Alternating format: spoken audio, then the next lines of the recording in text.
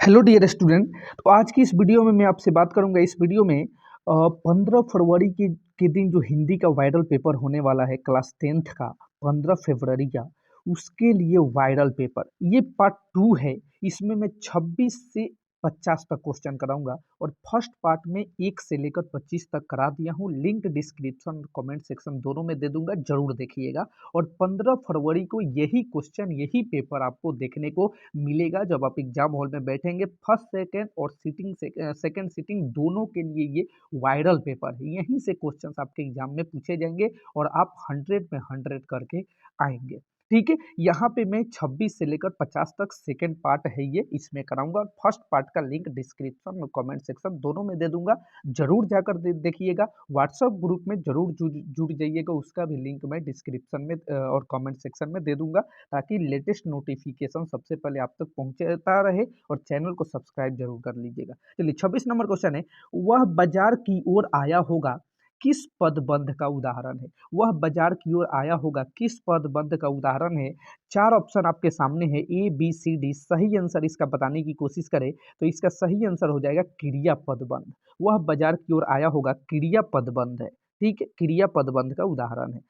चलिए अगला 28 number question है, कछुए की कछुए ने खरगोश को हरा दिया, किस वाक्य का उदाहरण है। कछुए ने खरगोश को हरा दिया किस वाक्य का उदाहरण है। तो इसका सही आंसर हो जाएगा सरल वाक्य का उदाहरण है। ऑप्शन बी जो है वो बिल्कुल आपका सही आंसर हो जाएगा। ठीक है, सरल वाक्य। अगला 29 नंबर क्वेश्चन देख लीजिए, निम्नलिखित में शुद्ध वाक्य कौन है। निम्नलिखित में शुद्ध वाक्य कौन है। ऑप्शन ए है, यहाँ पे देख लीजिए, चूहा कपड़ा कुतर कर फाड़ दिया, रूपवती सुमन बहुत सुंदर है, मकड़ी जाला बून रही है, और राम और मोहन घोर मित्र है। ठीक है, सही आंसर इसका बताने की कोशिश कीजिए। चारों ऑप्शन आपके सामने हैं।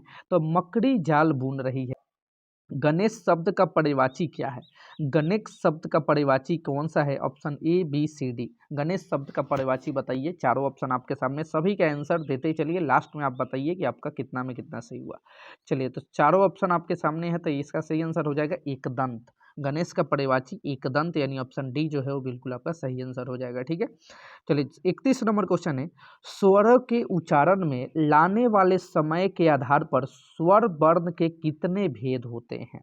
सही आंसर बताइए, बताने की कोशिश करिए। स्वरों के उच्चारण में लगने वाले के आधार पर स्वर्ण के कितने भेद है। तो 3 भेद है। कितने? 3। ऑप्शन बी जो है वो बिल्कुल आपका सही आंसर हो जाएगा। चलिए अगला 32 है, चौ का उच्चारण स्थान क्या है। चौ का उच्चारण स्थान, चौ चौ पढ़िए। तो चौ का उच्चारण स्थान देखिए, तालु को स्पर्श कर रहा है ना, तो चौ का उच्चारण स्थान यहाँ पे हो जाएगा तालु, यानी ऑप्शन सी जो है बिल्कुल आपका सही आंसर हो जाएगा। ठीक है, चलिए अगला है 33, निम्नलिखित में कौन अंतःस्थ व्यंजन है। निम्नलिखित में अंतःस्थ व्यंजन कौन सा है। अंतःस्थ ल, य र ल स्पर्श हो जाते हैं और अंतःस्थ ल हो जाएगा। एक मात्रिक स्वर निम्नलिखित में कौन है। एक मात्रिक स्वर निम्नलिखित में कौन है। सही आंसर बताइए। एक मात्रिक, तो इसका सही आंसर हो जाएगा ह्रस्व स्वर। कौन सा हो जाएगा। ह्रस्व स्वर। चलिए अगला, मुक्ताक्षर की अंतिम ध्वनि क्या है। मुक्ताक्षर की अंतिम ध्वनि क्या है। सही आंसर बताने की कोशिश कीजिए। इसका सही आंसर क्या हो जाएगा। मुक्ताक्षर की अंतिम ध्वनि क्या है। सही आंसर बताने की कोशिश कीजिए। व्यंजन, स्वर, संयुक्त स्वर या क्रिया। मुक्ताक्षर की अंतिम ध्वनि तो स्वर हो जाएगा। क्या हो जाएगा। स्वर हो जाएगा। ऑप्शन बी जो है बिल्कुल आपका सही आंसर हो जाएगा। अगला 36, यद्यपि शब्द का संधि विच्छेद क्या होगा। यद्यपि शब्द का संधि विच्छेद यदि जोड़ अपि। यदि जोड़ अपि देखिएगा कहाँ पे दिया गया है, यानी ऑप्शन देखिए सी में दिया गया है। ऑप्शन सी जो है बिल्कुल आपका सही आंसर हो जाएगा। ठीक है, चलिए अगला 37 है, निम्नलिखित में से शुद्ध शब्द कौन है। निम्नलिखित में शुद्ध शब्द कौन है। देखिए यहाँ पे 4 ऑप्शन है, भीष्म, विधि, प्राण, दधीचि।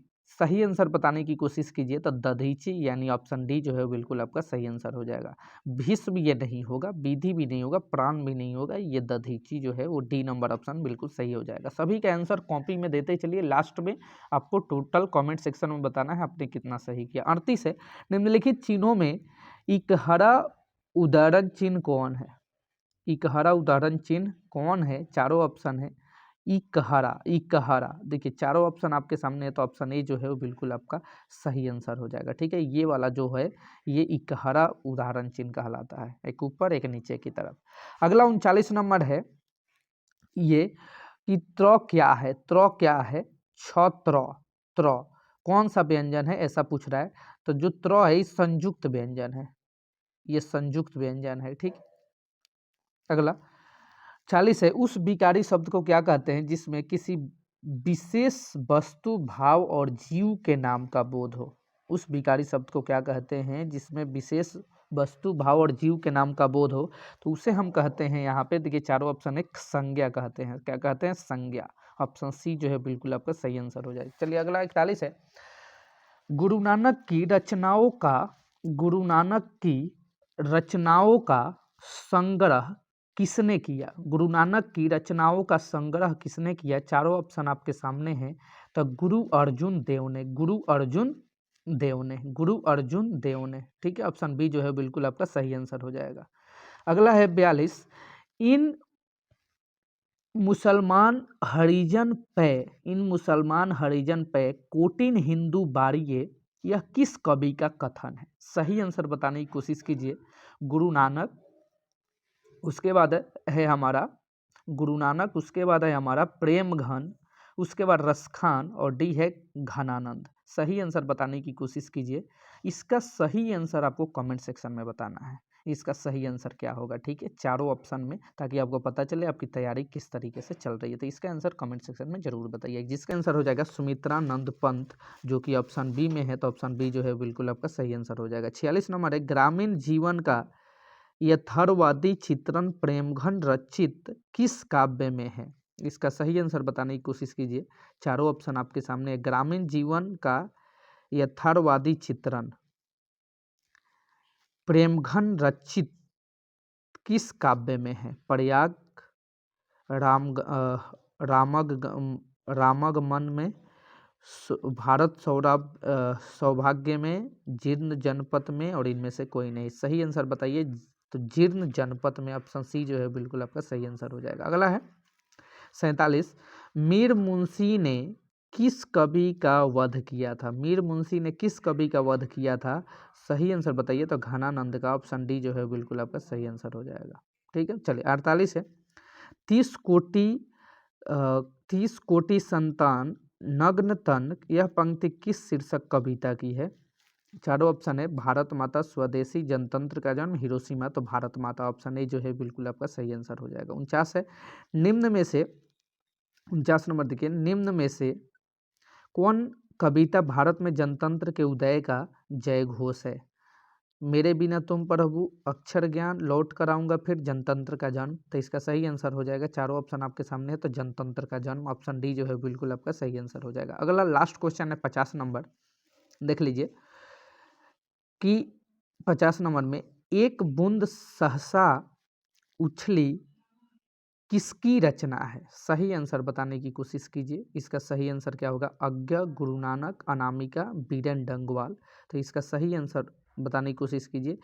ये इसका पूरा नाम आपको, एक बूंद सहसा मछली किनकी रचना है? अज्ञ, गुरु नानक और अनामिका और बीरेन वन डंगवाल। तो इसका सही आंसर हो जाएगा अज्ञा। क्या हो जाएगा? अज्ञा। और इनका पूरा नाम आपको बताना है। ठीक है, कमेंट सेक्शन में। चलिए, तो यहाँ से मैं 26 से लेकर 50 तक क्वेश्चंस आपको करा दिया। यहाँ से 1 से 25 तक पिछले पार्ट में करा दिया हूँ, ये सेकंड पार्ट है। 1 से 50 तक आप रिवीजन जरूर कर लीजिएगा। नेक्स्ट पार्ट में मैं आगे लेकर आऊँगा, यानी कि 51 से लेकर 80 तक। ठीक है, 51 से लेकर आगे जितना हो सके उतना। हाँ, लेंदी नहीं होना चाहिए वीडियो, इसीलिए मैं पार्ट वाइज पार्ट कर रहा हूँ। ये 15 फरवरी के लिए रामबाण है। 15 फरवरी के यहीं से क्वेश्चंस आपके एग्जाम में पूछे जाएंगे, यही क्वेश्चन, यही प्रश्न होंगे। ठीक है, तो जरूर हमारे चैनल को आप सब्सक्राइब कर लीजिएगा। अगर 100 में 100 आपको करना है, तब अभी से लेकर एग्जाम तक आपकी तैयारी पूरा जोर तोड़ से सभी सब्जेक्ट की कराऊंगा। ठीक है, और यहीं से क्वेश्चंस आपके एग्जाम में पूछे जाएंगे। ठीक है, सारे क्वेश्चंस को बढ़िया तरीके से रिवीजन कर लीजिए, और नेक्स्ट पार्ट के लिए आप वेट करेंगे। सभी क्वेश्चंस की नोट बना लीजिए, और यहीं से क्वेश्चंस आपके एग्जाम में आएंगे। तो मिलते हैं नेक्स्ट वीडियो में, तब तक के लिए goodbye, love you all.